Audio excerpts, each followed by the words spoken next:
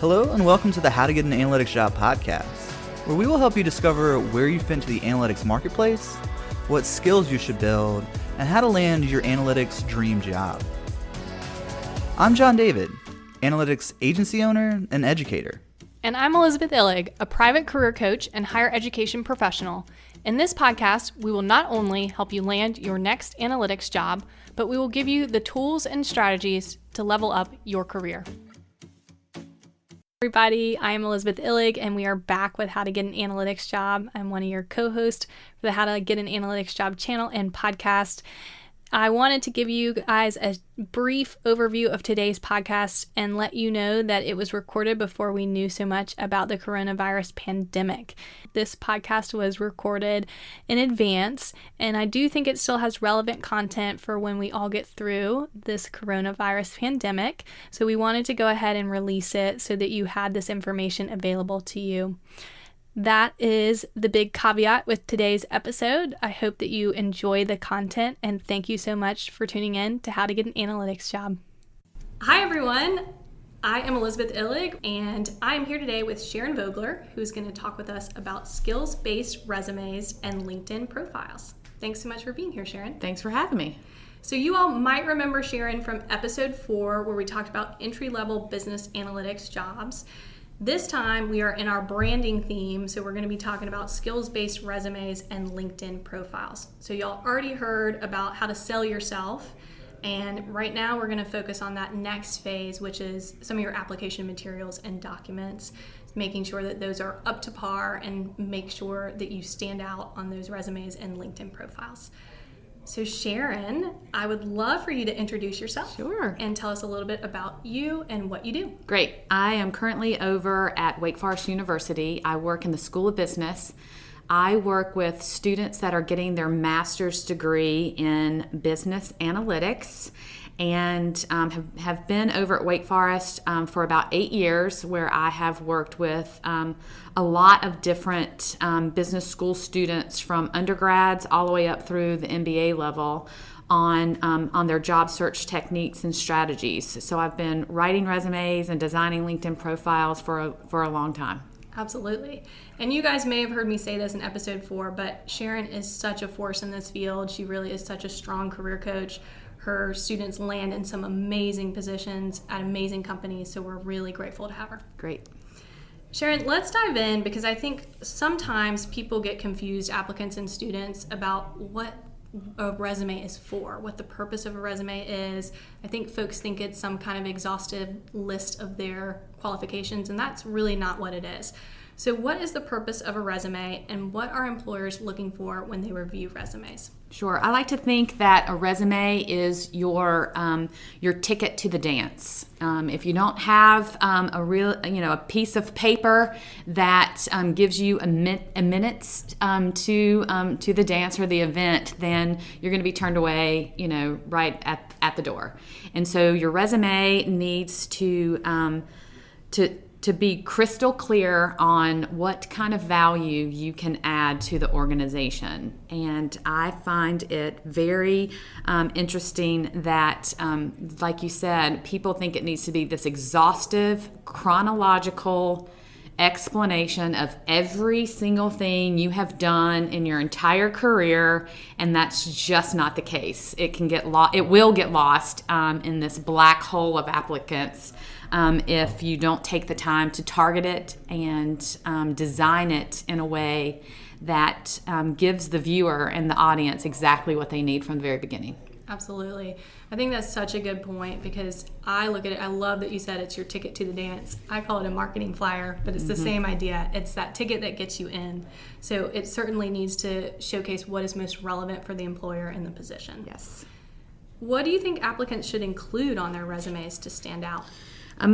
Applicants need to include, of course, their education. Their education is one of the first things that a lot of recruiters and hiring managers will look for. But in this space, in this, when we're leaning into some skills, some hard skills that a lot of people don't have, your skills need to also be listed very clearly and at the beginning of your document. So education, skills, And then they're really looking for accomplishment-driven content, not, like I said, a list of job duties that you extract right from your job description, but really accomplishment-driven results that prove that you can do the work. Mm-hmm.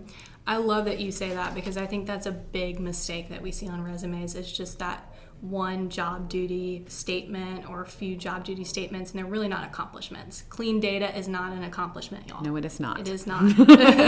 So that's something we often see that is a big mistake on resumes, which is a good segue. What would you say are some of the big or common mistakes that you see on resumes? Sure. Some mistakes is that there's no quantitative data to back up your statement. So you have to think of what's in it for the viewer, what's in it for the hiring manager, why do they want to hire you? And the best way, like I said, is with these accomplishment-driven bullets or statements. But people fail to back that up, right? So it's like, if you say you clean data, so what, right? What did that do, right? Did it save time? Did it improve resources? Did it generate income? And not including that quantitative data is a huge mistake that a lot of people make when they are writing their resume. Also, no results listed, right? So if you, have helped in some capacity to move the business forward, you need to be able to communicate that in some kind of result in your statements. And then they think they have to include everything. They think the longer the better, and that's just not the case. The more precise and the more direct that you can be, the more effective that resume is going to be. Not only by eyes, right, that look at a resume, but so many of these documents go through applicant tracking systems where artificial intelligence is doing the thinking for the firm. And so if you don't have keywords on your resume, you will not be screened by this AI or artificial intelligence, these systems that are trying to do some work for the recruiting teams. And so those are some of the key mistakes that I see. Absolutely. I completely agree with you on the result statement thing. I totally see this on many resumes that I review. People are not telling me what impact they made from the actions that they took. So that's key. Quantities give us context, y'all. They help us see what was the scope of your impact. So that's really important. I also think of this word vomit resume as the kitchen sink resume. I call it the kitchen sink. I love that word vomit. In there. And you can have that resume, just don't send it out to anyone. So you can pull from that resume, you can pull things that you want to put on a targeted resume, but we're not going to put everything you've ever done on that targeted resume that you send out. No, it's the kiss of death. And as you said, targeting resumes is so very critical. And a lot when I'm working with clients and working with students, they think that they have to completely redo a resume, and it's not that complicated. Right. It's just pulling out some key themes on a job description, some keywords, making sure those words are on the resume. It's just slight tweaks, really, that can be so impactful and really help you not only stand out by visual look of your resume, but again, we got to get through some of this technology in order just to get in the maybe bucket when people are reviewing them. And the best way to do that is to use this targeting concept, to target your resume to the job description. Yes. Critical. And the ATS thing that you brought up is really important right now. Applicant tracking systems are absolutely doing the work for some of these employers, some of these HR folks. So targeting your resume is key because you need to have keywords that the applicant tracking system will be able to pick up. Yep. Yes. So let's switch over to LinkedIn. Sure. We talked a little bit about how to stand out on resumes and what we need to include. I often recommend to applicants and students to create a LinkedIn profile, but I want to hear your take. Why do you recommend that applicants create a LinkedIn profile? Critical, just absolutely critical, and not just a job search, but LinkedIn is really starting to be, and not starting to be, it really is this epicenter of information gathering. And so just like Elizabeth and I are career coaches, and our we can have access and need to have access to knowledge across many, many different industries. LinkedIn is where I go to get that information. Like I said, it's just this epicenter of business knowledge, and it just helps me understand the landscape of business in so many different industries across so many different regions. It's a global platform, and recruiters, they use LinkedIn a lot. And so if I make a referral to someone and I say, oh, I'm working with Elizabeth on her job search, my contact's going to ask for a resume. I might not have that resume handy to be able to send it over. But that person's going to go directly to LinkedIn, and they're going to check her. They're going to be able to very quickly check out who Elizabeth is and what she's about, and they will immediately make a decision whether they want to talk to you or not. So you have to almost think of LinkedIn as this virtual resume. And there's a lot of talk in the biz about hard copy resumes going away, and that LinkedIn is going to start to be this platform that everyone's going to use in order to tell your story, market yourself, and then of course learn. A lot of recruiters that we work with at Wake Forest, they will only use LinkedIn. They don't even require a resume. And so if your LinkedIn profile is not telling the same compelling story in a much more or less detailed way, it really is not again, back to that exhaustive list of everything you've ever done. It's even a shorter resume, and so you really need to pay attention and make sure it's crisp and it's telling very clearly and directly what kind of value you have to add to the organization. Yes, I completely agree with that. It is your online resume. It is something that anybody can Google about you, so it better be grammatically correct. Grammatically correct, yes. At this point. And visually stimulating. Right. And there's, a lot of people are going to make decisions based off of your profile picture. And so if it's not good, then they will immediately decide not to look any further down your profile. And now LinkedIn has this big, background picture that is almost a third of the landing page on LinkedIn. And what better way it is to tell your story and to brand yourself than to use that space. And so visually telling a story is very, very important when you're looking at LinkedIn profiles. Yes. I did this the other day. You sent me somebody to look at, and I immediately looked at their LinkedIn profile because that's the first thing we do. And even to your point about this may become the resume, the paper resume may go out the door. A lot of companies are letting you apply through LinkedIn now. Through your Quick LinkedIn apply. profile. Like you can literally click one button on LinkedIn and you've applied to a job to a firm. So if there's grammatical errors, if it's not detailed enough, and if it's too much information, it can again get you out of the race before you've even walked up to the start line. Yeah. What would you say to that cover photo that you were talking about? What are some good ones that you've seen? Because you're right, it takes up about a third of that landing page. So what would you recommend people put as a cover letter photo? In this space, right? In this business analyst, data analyst space, I've seen really fantastic background photos with right off of their Tableau, presentations, graphs, charts, line graphs. I've seen R code, up there visually, given a lot of numbers and a lot of, strings of code. I've also seen really interesting background photos that I think one of my favorite one, the pendulum swings. Yes. You can think of that visual of those balls kind of hitting each other, but they're light bulbs. Oh, cool. And so the light is on, right? Yeah. And so this idea generating this, I think that tells a really interesting story about that person. Yes. A lot of people choose to put cityscapes. I'm from Winston-Salem. I love Winston-Salem. I work with, a pretty major university in Winston-Salem.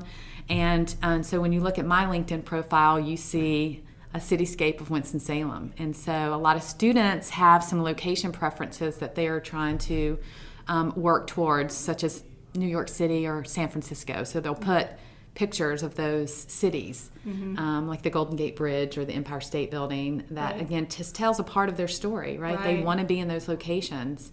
And so if I'm a recruiter and I'm sitting in San Francisco and I look up your LinkedIn profile and I see a picture of the Golden Gate Bridge, I'm immediately going to think this is someone who wants to be, or is, or could be in San Francisco. This person is serious about being in San Francisco. Yeah. You kind of covered some of this, but let's talk about what applicants should include on their LinkedIn profiles, because we talked about we don't want it to be the kitchen sink, the word vomit. We want it to be pretty targeted. So what would you say applicants should include? They need to include a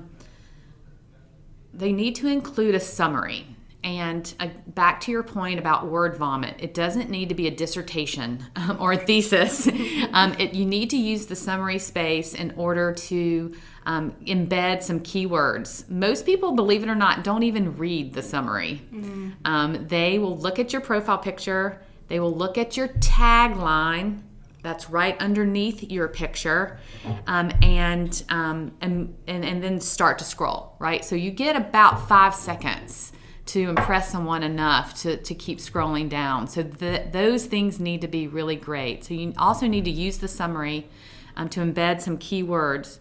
But it's really important that you list your experience, and it needs to be in bullet form. Again, you don't want to write long paragraphs on LinkedIn, and they need to be results-driven accomplishment statements rather than an exhaustive list of duties and responsibilities.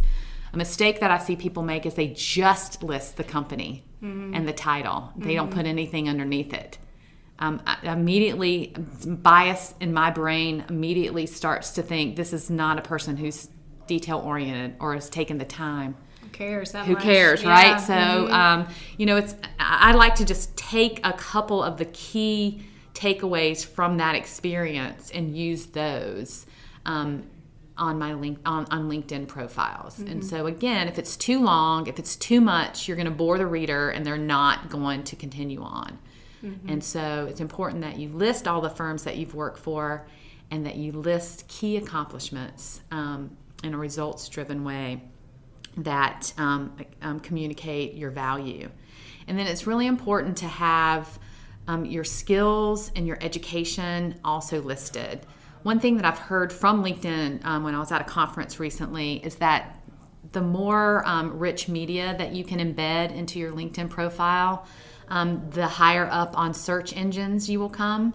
And so having, links to our studio portfolios, or having links to a presentation that you did at a conference, I personally have a video clip of a testimonial that a student did for me.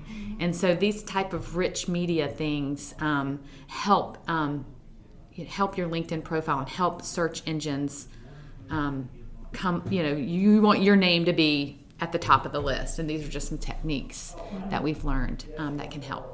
Great. That's a good tip, y'all. You can absolutely embed media into your profile to become more noticeable. Yep. And just as you mentioned that employers spend about 5 seconds on a LinkedIn profile, we didn't mention this in the resume portion of today's chat, but 6 seconds on a resume. 6 seconds. You got to have that stuff at the beginning. At the very beginning, you need to entice them to actually read your resume. Yep. Yeah. So you kind of covered some of this, biggest mistakes that you see on LinkedIn. Anything else you'd want to hit on with biggest mistakes, things that you see people do that are pretty common? Yeah, a big mistake is not using it. Yeah. Right? Yeah. So you can be this passive user of LinkedIn where you're just scrolling and looking. You will get more out of LinkedIn the more you put into it. And so you want to, you want to comment on other people's, profile and statuses. You want to share articles. I personally share tons of jobs on my LinkedIn. I'm connected to a lot of recruiters, a lot of hiring managers, and they'll use LinkedIn to promote and advertise jobs. It's free in your profile to say, I'm looking for a business analyst in Greensboro, North Carolina. Might as well use it. If I see that, I'm going to share it so everyone in my network can see that. And so you want to, I think one of the most common mistakes, other than not a good profile, is not using it. Because the more you put into LinkedIn, the more you're going to get out of it. And the more LinkedIn will think for you. Right. You want to use their artificial intelligence and their machine learning to do that kind of work for you. And the more you put into it, the more you'll get out of it. Right. And even LinkedIn will curate job opportunities They for absolutely you. will. And curate connections. Exactly. Yeah. They will say, this is a good person for you to reach out to. Yes. What else do you recommend? So we've covered LinkedIn, we've covered resume. Those are our two kind of big application materials. We're going to cover cover letters in our next episode, so stay tuned for that.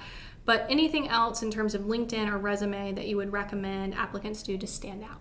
Well, they need to be direct. You don't want to have you don't want anyone who could be looking at your resume or looking at your LinkedIn profile to have to assume anything.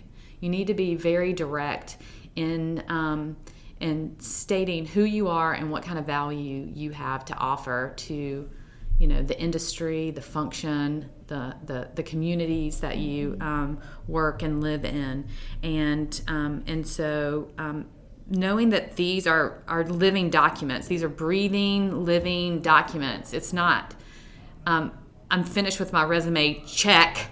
Right. And I can move on to something else. It's Right. something that you have to always be nurturing and curating and tweaking for any professional, but especially if you're in job search mode, that your resume and your LinkedIn need to be always something that has some life. And if you think of it as a stagnant document or I have a profile on LinkedIn, check, I'm done. It's not going to work for you in the way you need it to. And so always nurturing it, contributing to it, and for the resume, tweaking it and targeting it towards exactly what you need will go a long way. Great. Well, you all heard it here, how to stand out on your resume and in LinkedIn profile. So we covered skills-based resumes and LinkedIn profiles with Sharron Vogler. Thank you so much for your time, Sharon. Thanks for having me. All right, y'all. Next week, we are going to talk about cover letters. So stay tuned for that. For now, thank you all so much for listening.